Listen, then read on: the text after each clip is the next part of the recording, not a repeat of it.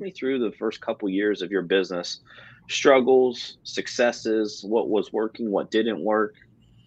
Yeah, indeed. So 6 months to close the first deal. After the first one, it does something to you. You're like, oh, this is great. Like, well, I mean, the first one you close and you think that the entire paycheck is yours, right? Oh my gosh, I got a whatever $7,000 check or whatever the case may be. No, you don't, right? Like, you gotta. We have to learn to run things as a business, and that was very much prevalent for me on the onset. Is okay, get a commission check, split a little bit here, split a little bit there, put a little bit more into some marketing, those sorts of things. And those things weren't taught to me, right? And it's one of my biggest passions in our industry for just folks that have interest in our industry is to teach them to run the business like a business. I think they find a lot more success early on with that mentality. As opposed to, again, I got the full commission. I'm rich. Like, I don't have any money this month. Now I'm rich again, sort of thing. Pendulum swing, right? So after that, I think my very first full year, I only closed even still like 7 deals or something, right? And I got to a point where I said, hey, to my husband Seal, right? I'm like, hey, I know you told me to be all in, and I am all in, but I'm having trouble getting clients. I don't think people still trust me because I'm brand new, that sort of thing. I think I want to go back to work. And he's like, well, why would you want to do that? I told you to be all in. I was like, well, I don't think that all in sometimes means that I just have to completely be full-time, right? Which is what our industry pushes a lot. I think all in means that I have to be working at this every single day. So my strategy, right, if you will, was to go back to work and start telling people that I also do real estate. And believe it or not, it worked. It really did work. I started getting then listings where a lot of times, folks will say, oh, you're new to the industry, you can't go after listings. I learned very early on that listings was my leverage, right? It helped me control my income more. It helped me control my entire business more. And from those listings, I automatically get buyers, right? From the signs in the yard and those sorts of things. And it was just like eureka at that point for me, so it worked. I went back to work. I worked for a law firm, right? It's all I knew. So I worked for a law firm part-time. And it was dealing in like real estate law, right? So it was something I knew.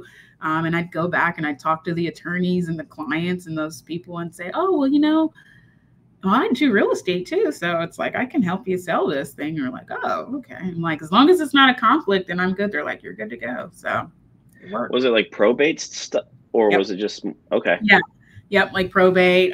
There was also some kind of collections related things in there where folks were just, like their credit card bills were racking up and just, just those sorts of things. And they were just coming up on hard times financially, which is why finances, I think, is the heart of, as much as I help people buy, sell, build, and invest in real estate, right? I tell our colleagues all the time, right?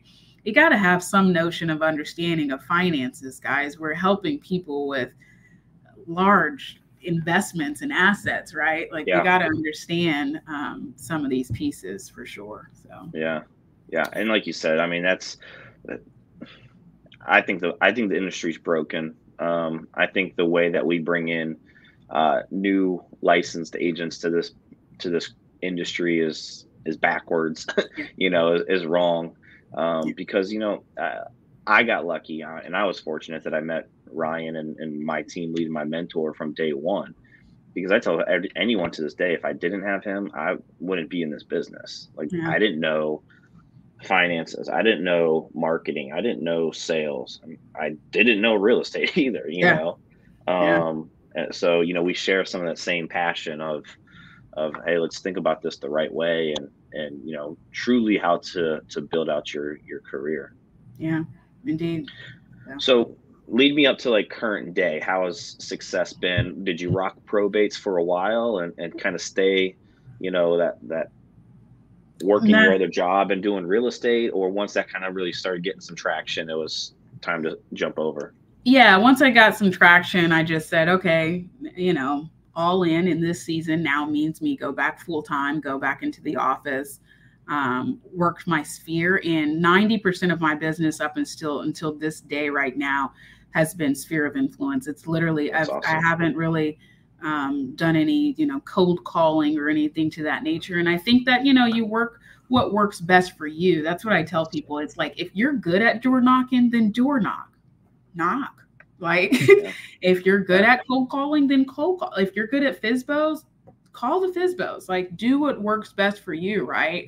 And don't really let anyone tell you, oh, okay, you're newer, or you haven't been in the industry 10 plus years, so you can't get listings. It's like, that doesn't make any sense at all, really understand and learn everything, and then kind of explore your options, right? And do it enough to actually give yourself some valid numbers to know if you're actually good at it or not. Because I know sometimes we try things and we're like, oh, I'm not good at it. It's like, you called 2 people, like, right. Let's keep doing it and just see if it works or not. So 90% of the business has been sphere of influence. Now where I'm at is I'm actually at a point where I'm thinking, okay, let's tap a little bit more market share.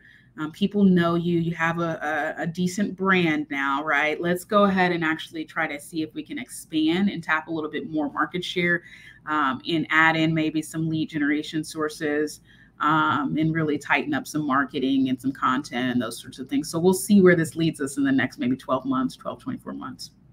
No, that's awesome.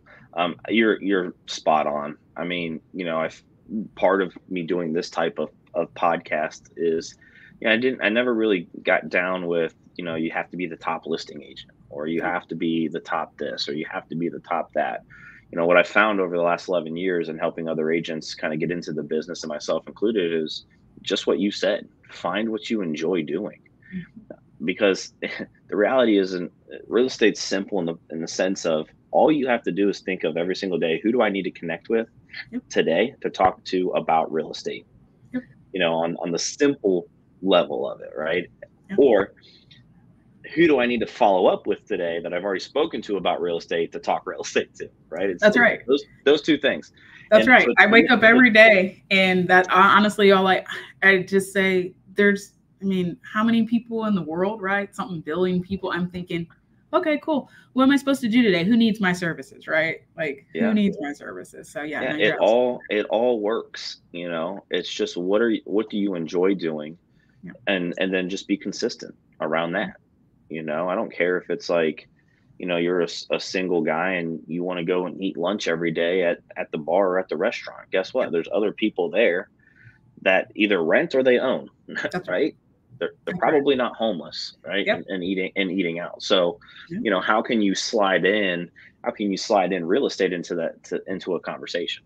Right? Absolutely. Let them Someone know that you told me a while ago. It was one of my first real estate coaches, right? He actually told me, he said, listen, I think you're overthinking this, Brittany. He's like, you need to do life and let real estate fall in the cracks. And I was like, what? That doesn't make any sense. He's like, no, what I need you to do is, like, what do you do on Tuesdays or Thursdays? And I'm like, I don't know. I just wake up and I think I'm supposed to do real estate, right? Like, and he's like, well, what I'm asking you is what your lifestyle looks like. I was like, well, I try to go to the gym in the morning. He's like, perfect. Go to the gym and work out. And if you see someone, do you friendly, say hi? Or yeah, typically I do. Okay, great. And find a way to naturally talk about real estate. And I'm like, that's simple enough, so yeah. It's literally like, hey, my name's John. Oh, my name's so-and-so. Oh, awesome. Well, what do you do? Right. And then they're going to say it back to you. Right.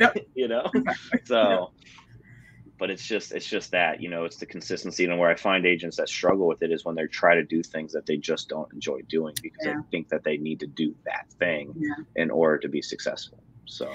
Yeah. And I think people work with, we know that, right? We know that people work with who they know, like, and trust, right? And so that like factor is sometimes they're going to work with folks that mirror them, essentially, right? And so it makes sense, right? If I, like today, even still today, I still play tennis, right? I enjoy playing tennis. I'm on the tennis court. We're talking tennis, right? And then it's a natural conversation into, so what do you actually do for a living? That sort of thing. So, yeah.